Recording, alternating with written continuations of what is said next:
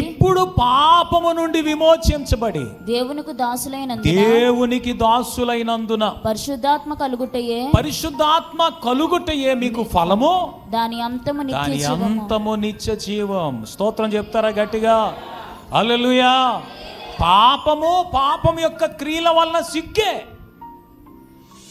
కానీ పాపమునకు దాసులై ఉన్నప్పుడు మిగిలేది సిగ్గుతో పాటుగా అంతం మరణం. కానీ దేవునికి దాసులైతే, స్తోత్రం, ఏమైతే దేవునికి దాసులైతే దాని ఫలము పరిశుద్ధాత్మ పొందటమే దాని వలన కలిగే ఫలం. స్తోత్రం చెప్పాలి మంచిగా. దాని అంతం నిత్య జీవం. ప్రతి దేవుని బిడ్డల యొక్క అంతము నిత్య జీవమై ఉండాలి. స్తోత్రం. పక్క వాళ్ళతో సెకండ్ చెప్తారా? నీ అంతం నిత్య జీవమై ఉండాలని చెప్తారా? హల్లెలూయా. నీ అంతం అని చెప్పకుండా మన అంతము నిత్య జీవమై ఉండాలని చెప్పండి ఈసారి. మన గురి, మన గమ్యము నిత్య జీవమై ఉండాలి. మన జీవితం ముగించినప్పుడు నిత్య జీవములోనికి మనం అడుగు పెట్టాలి. ఈ భూమి మీద మన జీవితం ముగించబడితే, మనం ఈ భూమి మీద కాలు తీస్తే నిత్య జీవములో కాలు పెట్టాలి అని ధైర్యంగా మనం బ్రతకగలగాలి. స్తోత్రం చెప్పాలి మంచిగా. హల్లెలూయా. నా మాటలు ముగించక ముందు అంతం ఎప్పుడు వస్తుందో ఒక్క వచనాన్ని చూపించిన మాటలు ముగిస్తాను. కొరింథీయులకు రాసిన మొదటి పత్రిక 15వ అధ్యాయం 24వ వచనాన్ని చదువుదాం. ఆ వచనం ఏం చెప్తుందనంటే, ఈ లోకానికి అంతం ఎప్పుడు వస్తుందో చెబుతుంది. చదవమ్మా. అటు తరువాత ఆయన సమస్తమైన ఆధిపత్యమును అధికారమును బలాన్ని కొట్టివేసి తన తండ్రి అయిన దేవుని రాజ్యము అప్పగించును. అప్పుడు అంతము వచ్చును. అమ్మా,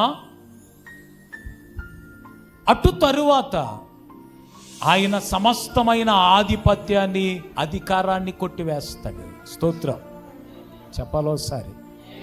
తండ్రికి అప్పగిస్తాడా? తండ్రి అప్పగిస్తాడా? సరిగా చదువు తల్లి ఒకసారి. తన తండ్రి అయిన దేవునికి రాజ్యాన్ని అప్పగిస్తాడు. స్తోత్రం. యేసుప్రభు ఈ లోకంలో దేవుని కొరకు ఒక రాజ్యాన్ని సంపాదించడానికి వచ్చారు. స్తోత్రం హల్లెలూయా. అదే దేవుని రాజ్యం. ఆ దేవుని రాజ్యంలో నేను ఉండాలి. అది దేవుని యొక్క ఉన్నతమైన ఉద్దేశం. నీకు నాకు అర్థం కాని సంగతి అదే. ఆ సంగతి వదిలేసి మనం భూ సంబంధమైన వాటి మీద మనసు పెట్టి ఇంకెప్పుడు భూ సంబంధమైన వాటి కోసమే ప్రాకులాట. స్తోత్రం. వేటి కోసం ప్రాకులాట? భూమి మీద బ్రతుకు కోసమే ప్రాకులాట. నా ప్రాణమా, తిను, త్రాగు, సంతోషించు, సుఖంగా ఉండు, నీకు అది లేదు, ఇది లేదు, నీకు అది కావాలి, ఇది కావాలి. అసలైంది వదిలేసి, అసలైంది ఏంటి అని అంటే దేవుని రాజ్యములో వారసత్వాన్ని సంపాదించుకోవాలి. స్తోత్రం. ఈ లోకం అంతం కాకముందు నా యేసుక్రీస్తు దేవుని రాజ్యాన్ని స్థాపిస్తాడు. స్తోత్రం హల్లెలూయా. ఆయన ఏం చేస్తాడనంటే ఈ భూమి మీద సమస్తమైన అధికారాన్ని, ఆధిపత్యాన్ని కొట్టివేస్తాడు. కానీ నా దేవుని రాజ్యం త్వరలో రాబోతూ ఉంది. ఆయన వచ్చినప్పుడు సమస్తమైన అధికారం, సమస్తమైన ఆధిపత్యాన్ని కొట్టివేసి రాజ్యాన్ని తండ్రి అయిన దేవునికి అప్పగిస్తాడు. స్తోత్రం హల్లెలూయా. అప్పుడు అంతం వస్తుందంట. నేను ప్రారంభించిన వచనం ఏంటంటే, మీరు యుద్ధములను గురించి, యుద్ధ సమాచారాలను గురించి వింటారు. యుద్ధాలు జరగాలి, జరుగుతాయి. మీరు కలవరపడకుండా చూసుకోవాలి. స్తోత్రం. ఎవరికి నిజంగా కలవరం ఉండదో తెలుసా? అన్నిటి అంతం సమీపం అయిపోయింది కానీ స్వస్థ బుద్ధితో మెలకువగా ఉండి ప్రార్థన చేస్తారు కదా, వారికి అసలు కలవరమే ఉండదు. గట్టిగా స్తోత్రం హల్లెలూయా. వారికి అసలు ఏముండదు? కలవరమే ఉండదు. వారు కలవరపడేది దేనికోసం? వారు ఆలోచించేది, వారు ధ్యానించేది దేనికోసమని అంటే దేవుని రాజ్యం కోసమే.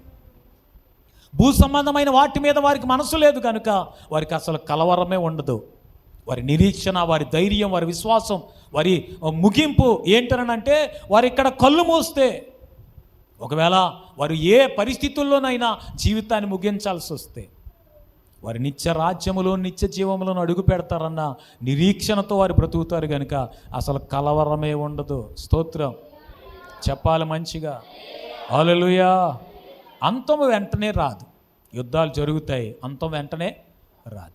అంతం వెంటనే రాదు కదా పాస్టర్ గారు, మరి అంత తొందర ఎందుకు? అంతాన్ని గురించి నేను తెలుసుకోవాల్సిన అవసరం ఏంటి? అంతం వెంటనే రాదు, కానీ నీ జీవితము అప్పుడే అంతం కాదని బైబిల్ చెప్పట్లేదు. స్తోత్రం. నీ అంతం ఎప్పుడు ఉంటుందో తెలియదు, నీకు తెలియదు, నాకు తెలియదు. ఇప్పుడు గొప్పగా ప్రసంగం చేసి ప్రసంగం అయిపోయిన తర్వాత ఇంట్లోకి వెళ్ళి కూర్చొని కళ్ళు మూయొచ్చు నేను. హల్లెలూయా. వచ్చే ఆదివారం ఉండొచ్చు, ఉండకపోవచ్చు.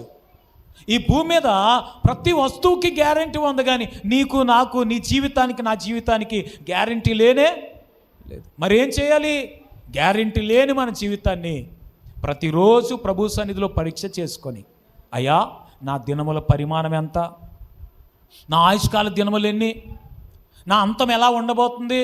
ప్రతిరోజు ప్రభు సన్నిధికి వచ్చి మనల్ని మనం పరీక్ష చేసుకొని ప్రభువుతో కాలం గడపాలి. స్తోత్రం. అందుకనే దేవుని సన్నిధిలో, ప్రభువా నా అంతము ఇట్లా ఉండబోతుంది, పరీక్ష చేసుకోవాలి. కొంతమంది అంతం నాశనమట, నీ అంతం మాత్రం నిత్య జీవమై ఉండాలని ఆశతో, ప్రార్థనతో ఈ మాటలు నేను మీకు తెలియచేస్తున్నాను. ఎవరి అంతం నాశనం అని అంటే, వారి కడుపే వారి దేవుడిగా ఉన్న వారి అంతం నాశనం. వారు తింటారు, తాగుతారు, తిరుగుతారు, ఇష్టానుసారంగా బ్రతుకుతారు. వారిది పేరు గొప్ప, కానీ వారి అంతం మాత్రం ఎంత ముప్పో. అమాలేకు అన్యజనములకు ప్రారంభంగా ఉన్నాడు, కానీ అతని అంతం నిత్య నాశనం. పాపములో బ్రతికినంత కాలం వారు ఇష్టం వచ్చినట్టుగా బ్రతుకుతారు, సిగ్గుపడవలసిన విషయాల్లో కూడా అతిశయపడిపోతారు. కానీ అంతము మరణం. దేవుని బిడ్డలకు దేవుడిస్తున్న గొప్ప భాగ్యం ఏంటనంటే, దేవునికి దాసులైపోయి, స్తోత్రం చెప్పాలి మంచిగా, దేవునికి దాసులైపోయి పరిశుద్ధాత్మలో వారు ఆనందిస్తూ, పరిశుద్ధాత్మ ద్వారానే బ్రతుకుతూ వారు నిత్య జీవం అనే అంతాన్ని పొందబోతున్నారు. గట్టిగా స్తోత్రం చెప్పాలి. హల్లెలూయా. దేవుని బిడ్డ, ఈ మాటలు ఆశతో వింటున్నావు కదా. నీ అంతము నిత్య జీవంగా ఉండాలన్న ఆశ నీకుంటే కనుక, ప్రభువా నేను నిత్య జీవములో అడుగు పెట్టాలి, నిత్య నాశనం కాదు, మరణం కాదు, జీవములోనికే నేను ప్రవేశించాలి. ఆ కృప నాకు కావాలని ఒక్క మాట ప్రార్థన చేయగలుగుతారా?